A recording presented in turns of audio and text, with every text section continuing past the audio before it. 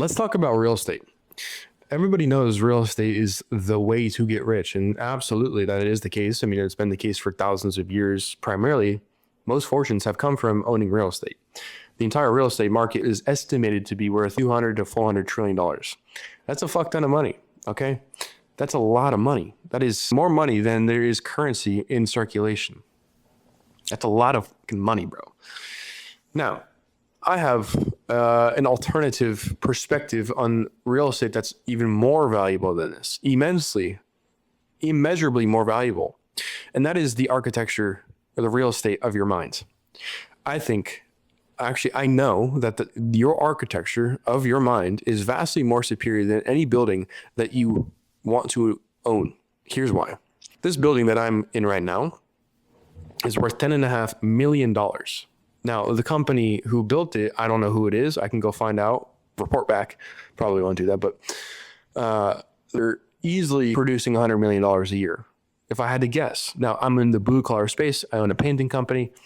I've been in this world for nearly a decade. Now, I'm not into the industrial scene yet. I've done a little bit of commercial work. I know a lot of carpenters and house builders.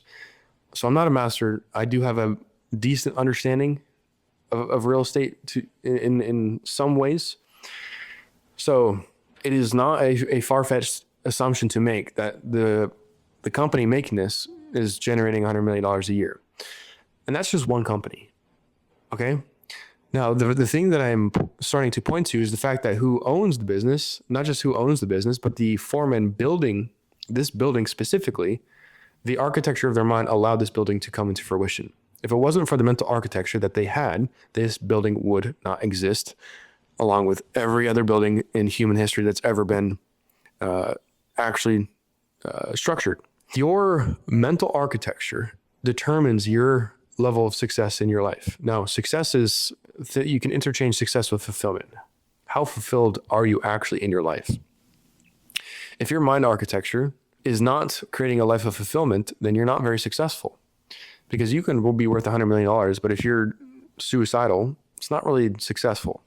Now, obviously, I'm not going to minimize that fortune because I'm also not going to minimize the architecture of that person's mind because obviously there's something of value.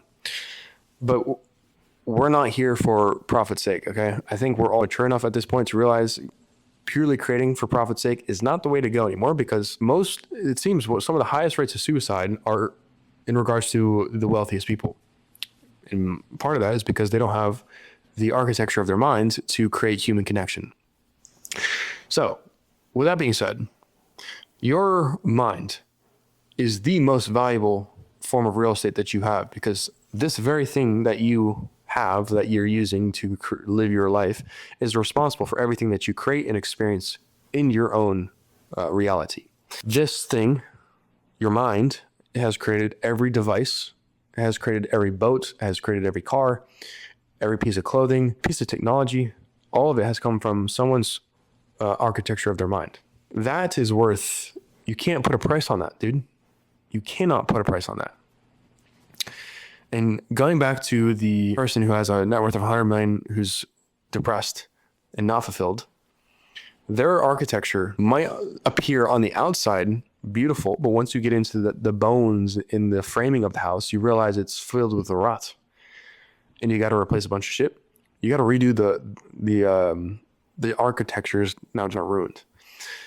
If you are able to ask yourself some very important questions, you're going to create a very strong foundation, a very strong frame, a beautiful cosmetic tapestry in which your life is going to be truly and genuinely fulfilling in every aspect of your life.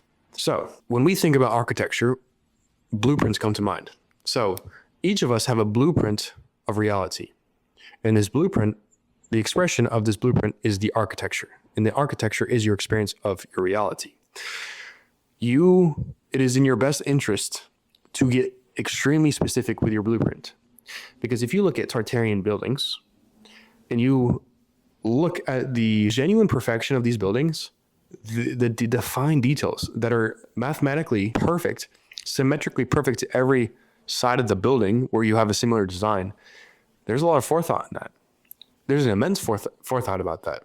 It's just so beautiful. I was just in Montreal looking at old Tartarian buildings, and it is so hard to rationalize that people built it with horse and buggy. I'm sorry. There's actually no way people with horse and buggy built that structure or that type of. I digress. As I am articulating the essence of this beautiful design in these buildings that require immense small details, you yourself need to have the blueprint of your mind to have the small details of the life you want for yourself. So ask yourself, how do I want to wake up every single day? Because lately I've been asking myself this because I've been waking up with a haziness, a slight frustration, and I don't want that anymore. I just it's not worth it to wake up like that. So I'm recreating my blueprint as I make this video. And one of those things is, how do I want to wake up? And then, okay, after I wake up, what am I doing after that? What am I doing during lunch? What am I doing during the afternoon? Do I want to go train jujitsu at 6 or do I want to train jujitsu at 8? Do I want to go to the gym at noon or do I want to go to the gym at 4?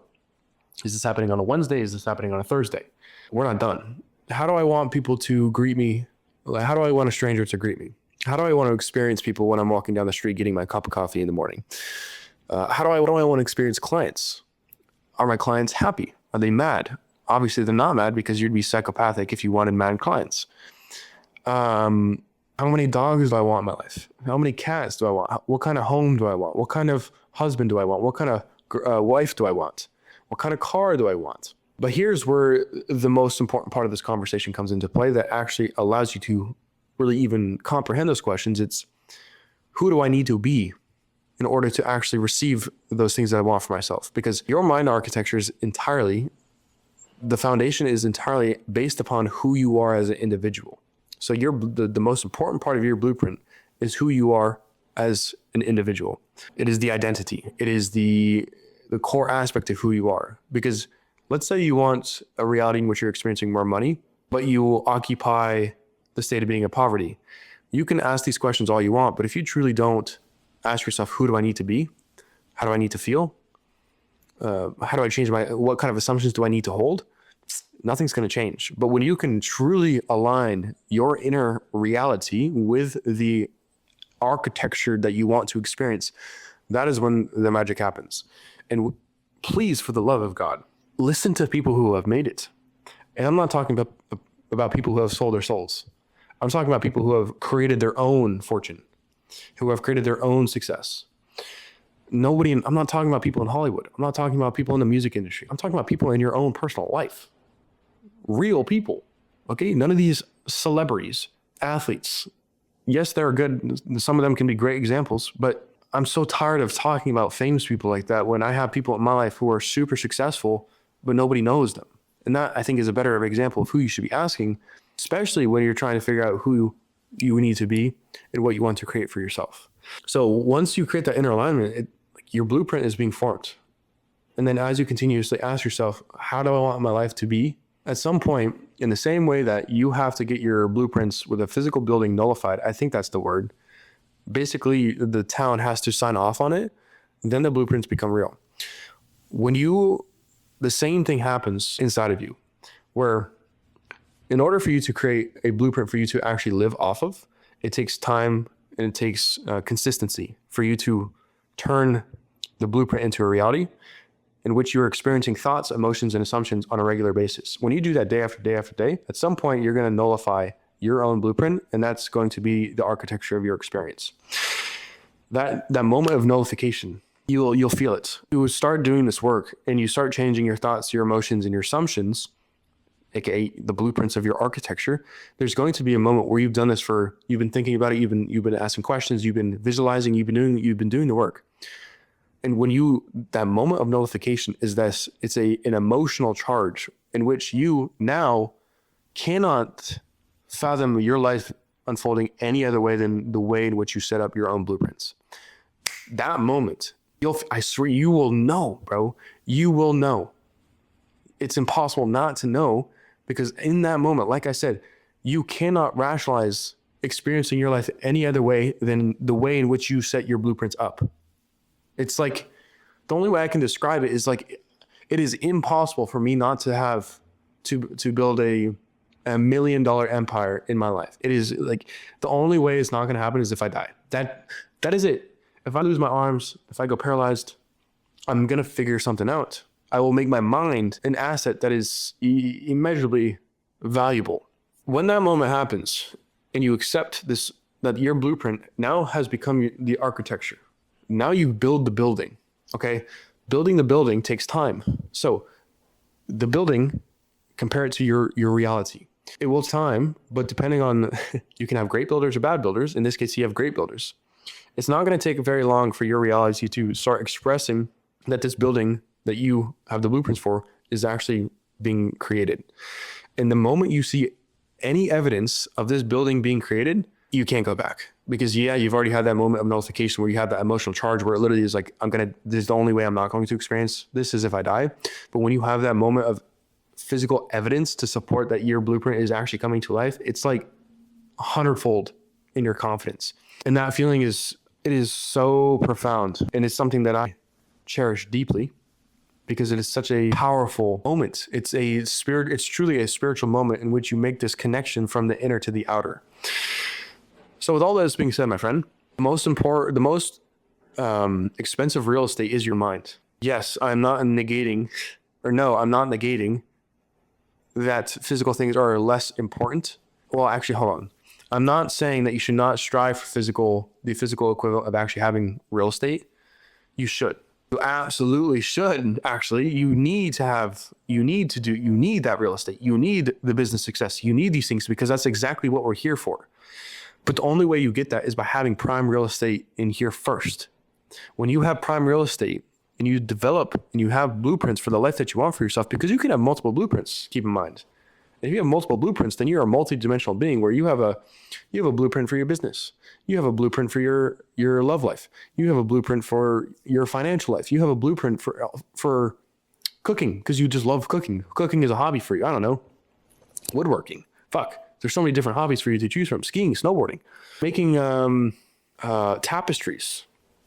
Literally anything, bro. There's so many blueprints for you to create, for you to experience in your own life. I kind of forgot what I was saying, but you get the point that you need to really, like, if you're going to develop any kind of real estate, do it here first. Because if you don't have this set up, you're just going to be going against the flow of the river. And that's obviously not going to bring you anywhere. You're going to be tired. You're going to die young. You're going to be miserable. But when you learn to go with the flow, you're going to stay vibrant. You're going to be successful. You're going to outperform everybody because most people are going against the flow of the river, and people are going to look at you and be like, damn, that guy's a criminal because he's doing something.